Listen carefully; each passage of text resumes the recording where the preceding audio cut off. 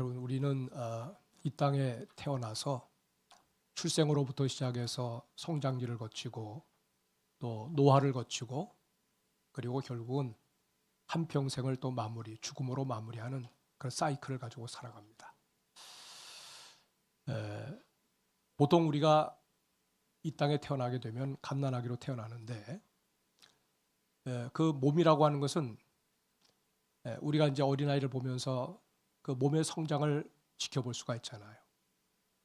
갓 태어난 아이가 단 일주일만 지나도 또 한 달만 지나도 정말 뚜렷하게 성장하는 모습이 눈에 보여집니다. 그래서 우리 아이가 자라고 있구나. 그래서 가정에 있는 모든 식구들이 자녀의 성장하는 모습을 보고 함께 둘러앉아서 기뻐하고 신기해하고 함께 그 기쁨을 나눌 때 그 가정에 큰 평안이 임하는 것을 볼 수가 있죠. 근데 이제 우리의 구조를 가만히 보면은 눈에 보이는 것도 있지만 눈에 보이지 않는 부분이 있어요. 근데 어떻게 보면 그 부분은 눈에 띄지 않기 때문에 이게 잘하는 건지 아니면 지금 더디게 정체되어 있는 건지 모를 때가 많습니다. 그 중에 하나가 뭐냐면 마음입니다. 마음. 여러분들 다 마음 가지고 계시죠? 내가 마음을 가지고 있어요. 그러니까 마음을 가지고 있으니까 생각하게 되고 여러 가지 감정을 경험하게 되고 마음을 가지고 있으니까 또 다른 사람들하고도 서로 소통이 가능하고 마음에서 일어나는 많은 여러 가지 일들이 하루에도 수없이 수를 헤아릴 수 없을 정도로 여러 가지 많은 변화무쌍한 것을 경험하는 것이 바로 마음입니다. 여러분, 이 마음에서 뭐가 자라느냐면 인성이 자라요. 인성. 우리의 지식과 혹은 또 지혜가 마음판에 새겨지면서 사람다움이 만들어지는 그 장소가 바로 마음입니다. 그래서 어떤 사람 마음이 잘 자라는 사람이 있고 어떤 사람 마음에 장애를 겪는 경우가 있어요. 어떤 큰 사건을 만나거나 혹은 또 여러 가지 어떤 그 일을 만날 때 마음이 상처를 받거나 하면 이 마음의 성장이 멈춰버립니다. 그 심하게 망가지게 되면은 다른 사람들과의 교제가 불가능해요. 교제할 수 없을 정도로 마음이 망가질 수가 있습니다. 서로 소통이 안 되고 서로 교류가 되지 않으니까 어떻습니까? 그러니까 홀로 되는 외로움 때문에 힘들어하는 것을 볼 수가 있어요. 여러분, 우리는 이 마음이라고 하는 것은 다른 마음을 만나야 건강해집니다. 인간관계를 통해서 서로 사랑하고 배려하고 존중하는 그런 경험을 하면서 그런 성장의 그런 좋은 기회를 만들게 되는 거죠. 이 기회를 누리지 못한다고 그러면 마음은 결코 건강하게 자랄 수가 없다는 말이에요. 근데 여러분, 우리의 이 인간 구조를 보면은 이것보다 더, 그러니까 몸은 겉으로 드러나는 거고 마음은 우리가 현재 느끼고 있는 거지만은 이보다 더 깊은 내면에 또 한 기관이 있어요. 이 영역은 하나님을 의식하는 영역입니다. 여러분, 이것을 우리가 뭐라고 얘기하냐면 이것을 영이라고 얘기합니다. 영. 또 쉽게는 영혼이라고도 얘기하지만 하나님이 당신의 그 생기를 불어넣어 주셔가지고 우리 사람의 본체, 사람의 이 본질 속에 자리 잡고 있는, 어쩌면 진정한 나가 누구냐고 말할 때 영혼인데 그 영이 우리 안에 다 있어요. 어떤 사람은 얘기합니다. 영이 어디 있어요? 영이. 근데 여러분, 단순한 문학적인 어떤 표현이 아니라 우리는 자기도 인식하지 못하지만 우리 안에 영이 있다는 사실을 알게 됐어요. 또 신앙생활을 한다는 것이 뭡니까? 신앙생활을 한다고 하는 것은 우리 안에 영의 작용이에요. 영이 있기 때문에, 하나님의 영이 우리 속에 부어졌기 때문에 그래서 우리는 하나님을 신앙하면서 신앙생활을 할 수가 있는 거예요. 우리가 하나님을 예배합니다. 찬양합니다. 그리고 또 주님을 향해서 우리가 열린 마음 가지고 기도하게 될 때 우리 마음에 엄청난 감동이 일어나죠. 어떤 사람은 물론 냉랭할 수도 있지만은 적어도 하나님을 사모하고 갈망하는 사람들은 이 예배 행위를 통해서 우리 안에 부어지시는, 우리 마음을 만지시는 그 하나님을 경험할 수가 있어요. 다른 피조물들은 가지고 있지 않는, 오직 인간만이 가지고 있는 이 예배 행위, 이것은 영의 자격입니다. 근데 많은 경우에 보면은 이 영을 지각을 못해요. 네. 그냥 우리의 환경이나 혹은 또 우리의 겉모습에 이런 부분에 마음을 뺏기다 보니까 우리 안에 영이 있는지 생소해요. 생소해. 불신자는 더 말할 것도 없죠. 근데 하나님의 백성들이 내가 하나님으로 말미암아 내 안에 주님이 지어내신 영이 내 안에 있고 이 영으로 하나님과 영교하고 영으로 하나님과 기도하고 영으로 하나님이 예배를 받으신다고 하는 이 충만함을 우리가 경험하지 못하면 예수 믿는 사람들조차도 이 영적인 삶에 대해서 생소하게 느낄 수가 있다는 말이에요.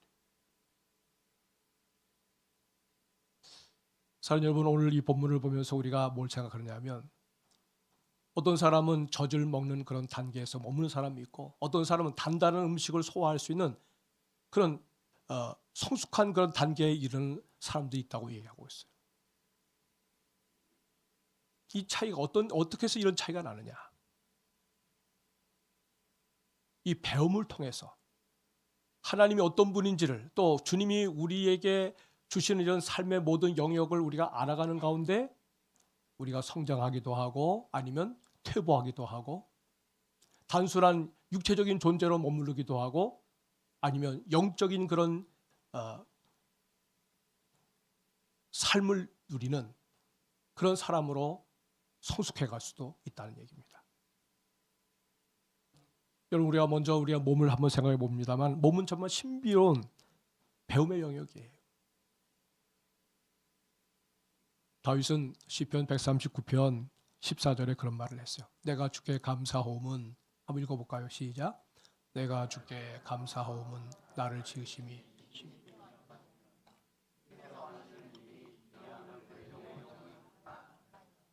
아멘. 여러분, 여기 본문에는 심히 기묘하심이라고 했는데 원래 구역에는 개역 성경은 어떻게 나오냐면 옛날 우리가 썼던 그 성경을 보면 신묘막측하심이라 그렇게 됐어요. 신묘막측하다. 우리 한국의 그 한국말 표현이 참 멋있죠. 신묘막측하다. 너무 신기하고 너무 오묘하고 사람의 몸을 하나님이 그렇게 지으셨다는 거예요. 하나님이 은밀한 데서 우리를 지어서 땅의 깊은 곳에서 기이하게 우리를 지으셔서 그래서 헤아릴 수가 없다는 거예요. 그 신비로움을. 요즘에 여러분 우리 수능을 본 학생들 가운데 아주 실력이 좋은 아이들은 다 요즘에 어디 가냐 했더니 의대를 많이 간대요. 그럼 거기 가서 뭐 하느냐? 물론 궁극적으로 의사가 돼서 사람의 몸을 고치는 일을 하지만은 결국은 몸을 연구하는 거거든요. 몸을. 근데 아무리 연구를 하고 연구를 해도 계속 새로운 것이 나옵니다. 신비로움입니다. 신비로움.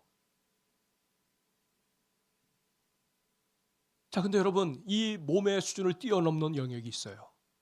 그것이 바로 마음의 영역입니다. 마음의 영역은 더 광대합니다. 하나님도 마음을 가지고 계시죠. 우리도 마음을 가지고 있습니다. 서로 다 마음을 가지고 있어요. 이 마음에서 일어나는 작용은 너무나 신비롭습니다. 서로를 안다고 하는 것이 뭘 얘기하는 거예요? 같이 만나서 밥 한 그릇 먹고 상대편의 얼굴을 보면서 내가 당신 얼굴 기억할게 이러면 친해지는 겁니까? 아니에요. 마음이 서로 교류하는 거예요. 서로 마음과 마음이 통하고 마음과 마음을 주고받는 관계가 되면은 그러면 그때 우리가 그 사람을 안다라고 얘기하는 거죠. 안다라.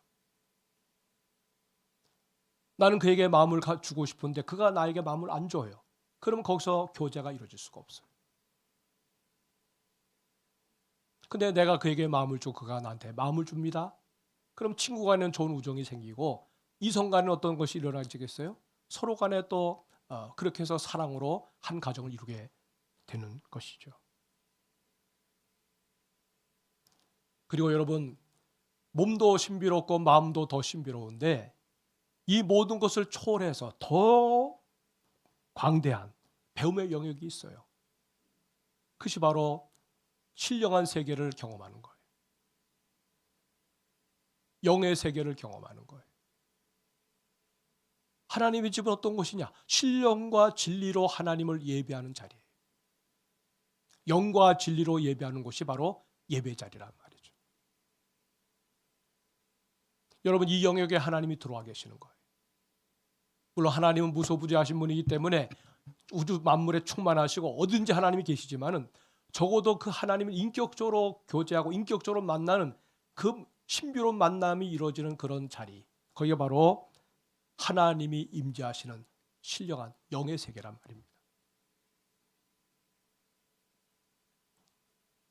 우린 여러분 언제 하나님이 우리가 하나님 잠깐 내가 알아봐야 되겠다고 해서 하나님을 안 게 아니에요. 하나님이 우리에게 찾아오셨습니다. 어떤 일로 인해서 어떤 계기를 통해 가지고 우리의 눈이 열어진 거죠. 열려진 거죠. 만약에 여러분 환경적인 요소를 따진다면 저는 절대로 교회 올 수 없는 사람이에요. 적어도 제가 6살, 7살 때까지는 6살 때인가요? 그때까지는 교회라는 교자를 제가 들어보지도 못했어요. 저 시골 깡촌, 서울 가까운 데 있는데도 거기는 이상하게 그냥 뭐 움푹 들어간 곳이라 그런지 몰라도 옛날부터 그냥 성황당, 귀신, 그다음에 뭐 굿하고 그냥 뭐 근처에 교회가 없었어요. 뭐 툭하면 뭐 내 손 잡고 막 그냥 뭐 절에 가고 또 뭐 푸닥거리 하는 데 데려가고 그냥 그런 환경에 노출됐다면 그런 쪽으로 갔어야 되는데 전혀 그런 데 마음이 열리지도 않았고 어머니 고향으로 이사 간 다음에 처음으로 제가 거기 교회가 있는 걸 봤어요. 그리고 뭔가 홀린 사람처럼 끌려 들어갔어요. 어른들이 드리는 예배 가운데 제가 들어갔는데 뭔가가 막 상상할 수가 없는 도대체 그 마음에서 일어나는 그 벅찬 감격과 기쁨을 어떻게 추스릴 수가 없어요. 어린아이인데. 그때 주님이 내 인생 가운데 들어오신 거죠.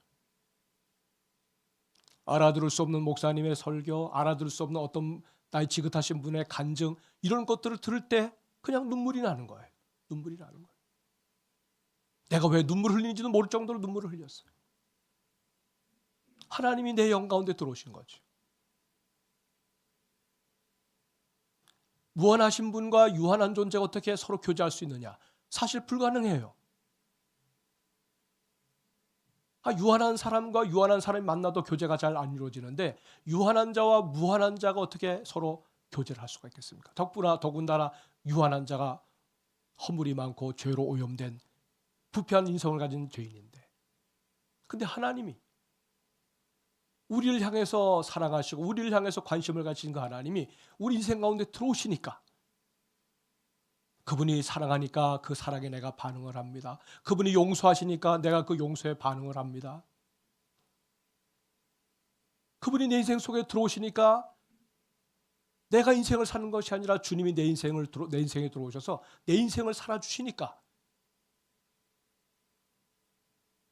내가 이렇게 주님 앞에서 사로잡혀 살게 되는 것이죠. 작은 먼지에 불과한 우리들을 하나님이 이렇게 엄청난 사랑을 가지고 다가오셔서 친밀한 교제를 나누십니다. 여러분 성경을 읽을 때 여러분들이 하나님이 뭔가 그 말씀을 나에게 주신다고 느껴지는 경우들이 많이 있잖아요. 만약 낙심한 사람 혹은 또 두려움에 떨고 있는 사람에게는 주님이 때때로 두려워하지 마라, 놀라지 말라, 나는 내 하나님이니라, 내가 너를 참으로 도와주리라, 참으로 나의 의로운 오른손으로 너를 붙들리라. 그 말씀을 읽는데 그 말씀이 내 마음 가운데 깊이 파고 들어와요. 근심에 그냥 눌려가지고 어찌할 바를 몰라 하는데 주님이 우리 속에 들어오셔서 그 근심의 덩어리를 다 걷어내 줍니다. 사방으로 우겨쌈을 당한 그런 자리에서도 전혀 주눅이 들지 않게 하나님께서 주시는 그 평안 때문에 그 어려움을 능히 극복할 수 있는 마음을 주십니다. 놀랍지요. 하나님 내 인생 속에 들어오시기 때문에 그런 거거든요. 하나님께서 나의 눈을 열어주셨고 하나님이 우리가 직접 눈으로 볼 수는 없지만 그 주님의 임재를 경험하니까 주님과의 동행하는 삶이 가능해졌다 하는 말이에요.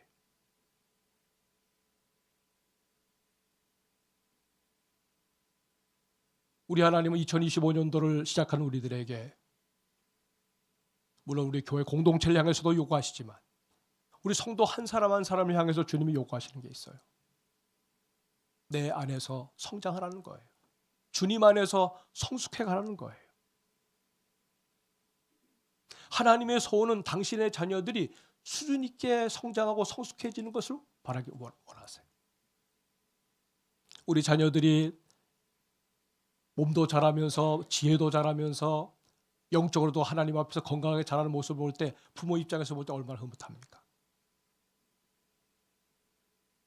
적어도 제가 이렇게 저도 아이들의 아비가 돼가지고 자녀들이 적어도 하나님과의 관계가 좀 더 건강한 모습으로 잘 자라주면 다른 그 어떤 것보다도 좋더라고요.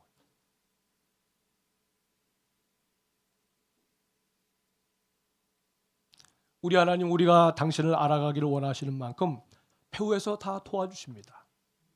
또 지원해 주세요.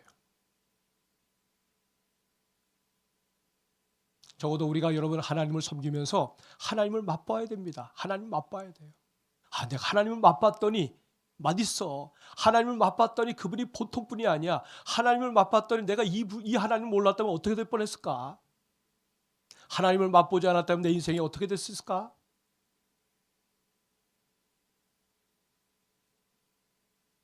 하나님을 맛보아 알도록 주님은 양질의 젖을 우리에게 공급하십니다. 그 양질의 젖이 뭐겠어요? 베드로전서 2장 2절 말씀해 보니까 이렇게 얘기합니다. 읽어볼까요? 시작. 갓난 아이들 같이 순전하고 신령한 젖을 사모하라. 이는 그로 말미암아 너희로 구원에 이르도록 자라게 하려 함이라. 예, 갓난 아기들처럼 순전하고 신령한 젖을 사모하라고 했어요. 여러분, 오늘 우리가 성장할 수 있는 가장 좋은 그 자세가 뭐냐면 갓난 아이들처럼 순수해야 돼요. 갓난 아이처럼 단순해야 돼요. 갓난 아이들이 부모의 그 가슴에 젖을 얻어먹기 위해서 간절한 마음으로 찾는 것처럼 신령한 젖을 사모하게 되면 하나님이 우리로 하여금 구원 안에서 자라게 하신다는 거예요. 자라게 하신다.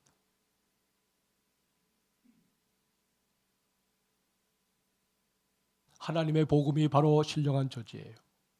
하나님의 복음이 다름 아닌 생명의 말씀이에요. 복음 중에 최고의 복음이 뭡니까? 그것은 바로 예수입니다. 예수.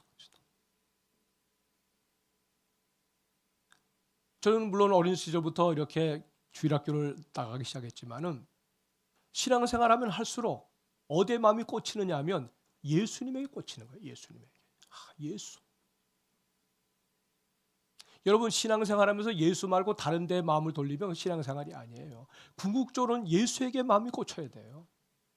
내가 이 예수님을 알고 싶고 내가 이 예수님이 나에게 베푸신 은혜를 쫓아서 나도 이분을 사랑하고 싶고 내 인생의 모든 초점이 내가 살아가는 삶의 이유가 바로 예수 때문이라는 것을 우리가 날마다 고백하게 될 때 예수 맛을 알게 되는 거예요.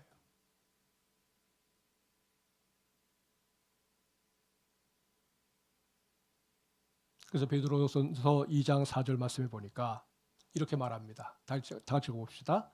사람에게는 버림받아 되었으나 하나님께는 택하심을 입은 보배로운 산돌이신 예수께 나아가라. 예. 보배로운 산돌이신 예수께 나가자는 거예요. 성장과 성숙의 비결은 다른 데 있지 않아요. 예수께로 나가는 거예요. 예수님을 만나는 겁니다. 예수님이 내 안에, 내가 예수님 안에 들어가는 겁니다. 그리고 예수님의 인성, 예수님의 신성, 예수님이 가진 성품을 내가 성령 안에서 경험하게 될 때 그리스도를 닮아가는 그 자체가 바로 성장이요 성숙이 되는 것이죠.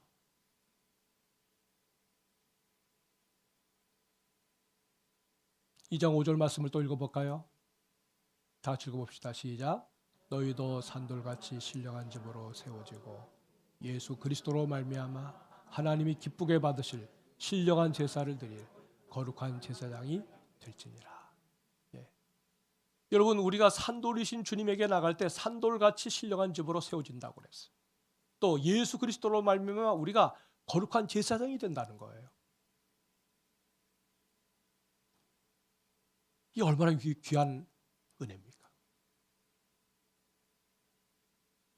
사랑하는 여러분, 주님 안에서 주를 배워가면서 그리고 하나님 앞에서 성장하고 성숙한 하나님의 백성들이 될 수 있기를 주의 이름으로 축복합니다. 여러분 믿음의 가치를 안다면 그리스도의 이 가치를 깨닫게 된다면 갈망하게 돼 있어요. 정말 우리가 정말 예수님에게 우리의 마음을 열고 그 주님으로 충만해 줄 수만 있다면 별로 다른 데는 관심이 없어요. 여러분, 우리의 마음을 뺏어가는 그 중요한 문제가 뭐예요? 여러분의 일주일의 생활을 여러분의 마음을 사로잡고 있는 생각이 뭐예요? 적어도 그리스도와 함께 그리스도를 초점을 맞춰 살아간다고 그러면 예수님이 전부가 되어야 될 줄로 믿습니다. 오래도록 영원토록 하나님 앞에서까지 영원토록 남을 수 있는 가치 있는 그 보화, 예수님이 여러분의 삶의 중심이 될 수 있기를 주의 이름으로 축복합니다. 여러분, 주님은 우리에게 이렇게 갈망하는 마음까지 주셨다고 그러면 적어도 우리가 거기에 열정적으로 반응하는 것은 우리의 몫이에요. 우리가 감동을 받습니다. 우리의 마음을 막 움직입니다. 그럼 어떻게 됩니까? 그럼 이제 손과 발을 움직이게 돼 있어요. 우리의 시간을 쓰는 것, 물질을 쓰는 것, 우리의 인생의 목표를 정하는 것에서 더 나가서 우리가 실질적으로 그것을 신앙으로 살아내는 그 삶의 모든 움직임은 움직임까지 가야 그제서야 비로소 우리가 그리스도를 따라가는 제자가 될 수가 있는 거죠. 사랑하는 여러분, 우리는 정말 주님을 섬겨가면서 깨달음을 많이 얻습니다. 왜 하나님 우리와 깨닫게 하시느냐? 다시 시작하라는 얘기예요. 다시 시작하라는 얘기. 배움의 기회가 지났다고 후회하는 분들이 있어요. 그러나 그 후회하면서 보내는 동안에 어떤 사람들은 분연이 일어나서 꿈을 현실이 되게 만들어요. 막연하게 생각했던 것들을 실제로 그리스도를 신뢰하는 가운데 순종하면서 살아낼 때 그의 인생에 그것이 하나의 사건이 되고 실제가 된다는 말이에요. 하나님을 알고 싶은 마음에 성경을 파고들면 성경은 우리에게 열린 책이 됩니다. 여러분, 공부 많이 했다고 성경이 열려지지 않습니다.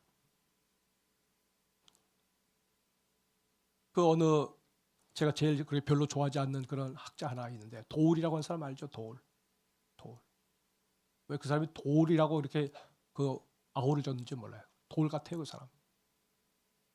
뭐 성경에도 굉장히 많이 안다는 거예요. 그 사람이 하는 성경 그걸 제가 한번 강의를 한번 들어봤어요. 처음부터 기가 막히더라고. 야, 그러면서 신학을 공부했다고 그러고 전부 다 성경을 완전히 그냥 뜯어 고치는, 완전히 성경의 모든 그 진리를 갖다 왜곡시키는 그런 차원의 성경을 풀어내는데 더 못 듣겠더라고. 여러분, 사람이 아무리 똑똑해도요, 그 똑똑함으로 하나님을 알아가는 게 아니에요. 겸손한 자에게, 아무것도 배운 것이 없지만 적어도 주님을 갈망하는 자에게 하나님은 우리가 그 누구도 그것을 받을 수 없는 충만한 그런 지혜와 지식으로 신령한 은혜로 우리를 채워주신다는 것을 잊지 마시기 바랍니다.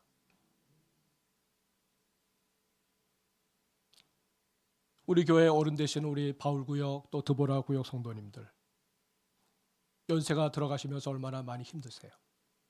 그렇다고 해서 여러분 스스로를 너무 과소평가하지 마세요. 여러분들이 보통 분들 아니셨잖아요. 이 나이에 내가 뭘 더 할 수 있겠느냐. 물론 여러분 그렇게 생각할 수 있어요. 그러나 손을 내려놓으면 더 무기력해집니다. 적어도 내가 하나님 앞에 서는 그날까지 나는 기도의 줄을 나는 꼭 붙잡고 살 거야. 적어도 내가 주님 앞에 서는 그날까지 말씀이 내게 생명이 되는 거니까 말씀을 내가 붙잡고 살 거야. 이 마음 가지고 주님 앞에 늘 노심초사하면서 열심을 내면 하나님께서 그런 상황 속에서 건강을 주십니다. 하나님께서 그런 분들에게 더 하나님을 더 간절히 구하는 자에게 주님이 주고 싶어 하신 선물을 주세요. 영과 육이 강건해지는 역사가 일어나게 될 줄로 믿습니다. 여기 오늘 오시지 않았지만 제가 늘 그런 생각을 해요. 네? 이정순 권사님, 우리 드보라 구역의 권사님 아닙니까? 지금 80 몇 세가 되셨잖아요. 네? 6년 전에 적어도 제가 보니까 70대 말쯤에 아마 결정하신 것 같아. 내가 하루에 한 달에 한 번씩 성경을 읽으리라. 6년 되셨대요. 72번 읽으셨어요. 그분의 간절한 소원은 천국 갈 때까지 성경을 많이 읽고 그리고 그 말씀을 순종하며 사는 것이 자기의 간절한 소원이라는 거예요. 여러분, 눈이 그렇게 침침하다고 하시면서도 읽으시는데 하나님이 더 이상 성경을 못 읽도록 눈을 감게 하실까요? 아니에요, 여러분. 제가 축복 기도 해줬어요. 권사님, 이렇게 성경을 사모하고 하나님을 의지하시는데 권사님은 백독이 아니라 그 이상의 성경을 많이 읽다가 때가 되면 하나님이 나중에 건강한 모습으로 하나님 부르실 날이 올 거예요. 부럽습니다 그랬어요. 제가 부럽습니다. 그리고 그 나이에도 결심하니까 그것이 이루어지잖아요. 결심하니까. 여러분, 성장은 저절로 이루어지지 않습니다. 성장은 그것을 위해서 값을 치르는 자에게 주어지는 축복이에요. 우리의 몸도 성장하려고 하면 많은 음식을, 귀한 것을 먹어야 되는 것처럼 우리 영적 성장에도 하나님께서 주시는 은혜를 먹고 마셔야 돼요. 하나님의 은혜를 사모하는 마음 가지고 살아야 돼요. 내가 신앙생활을 오래 했더니 나는 이거에 프로야, 나는 그냥 그런 거 안 먹어도 돼, 교만하기 이를 데 없는 사람이에요. 아무리 내가 주의 은혜를 받아도 더 부족합니다. 주님의 은혜를 내가 마셔도 더 갈증이 납니다. 나는 정말 주님으로 충만하기 원합니다. 그런 사람에게 하나님이 의에 손을 들어 주시는 것이죠. 하나님은 성장을 사모하는 자에게 기회를 주셔요. 깨달았다는 것은 내가 늦었구나, 그것을 알게 해주시는 것이 아니라 늦지 않았으니까 시도하라는 말이에요. 시도하라는 말이에요. 늦었다고 포기하는 사람은 아무것도 할 수가 없어요. 하나님도 도울 수가 없어요. 근데 뭔가 해보겠다고 하는 사람에게는 주님이 전적으로 당신의 모든 자원을 동원해서라도 그를 도와주시는 분이 우리 하나님이시란 말이에요. 사랑하는 여러분, 우리는 애굽에서 나온 백성들처럼 지금 광야를 걷고 있어요. 광야 생활 지금 몇 년 하고 계셨습니까? 어떤 사람은 뭐 10년, 50년, 60년 광야 생활을 얘기하시죠. 이 광야 생활을 우리가 어떻게 걸어가야 할까? 하나님을 알아가면서 성장하고 하나님을 닮아가면서 성숙해져가는 그 기간을 광야 생활로 삼아서 하나님 앞에 아름다운 간증을 가지고 우리 하나님을 날마다 대면하면서 그 주님을 보여줄 수 있는 믿음의 사람들이 다 될 수 있기를 주의 이름으로 축복합니다. 여러분, 간증의 주인공들이 되셔야 됩니다. 우리는 두 길밖에 없어요. 모델이 되느냐, 아니면 반면교사가 되느냐. 난 저 사람처럼 저렇게 살고 싶어. 자극을 주는 사람이 있어요. 난 저렇게 안 갈 거야. 반면교사가 되는 사람이 있어요. 사람들이 내게서 무엇을 배울 수 있는지를 생각하면서 우리의 소중한 한날 한날을 하나님 앞에 잘 관리하면서 살다 보면 우리 주님이 우리를 통해 영광 받으시고 평생 그 길을 다름박질하다가 영광의 주님을 만날 날이 반드시 온다는 사실을 믿으시기를 바랍니다. 사랑하는 여러분, 힘쓴 만큼 성장하게 돼 있어요. 뿌린 만큼 거두게 돼 있어요.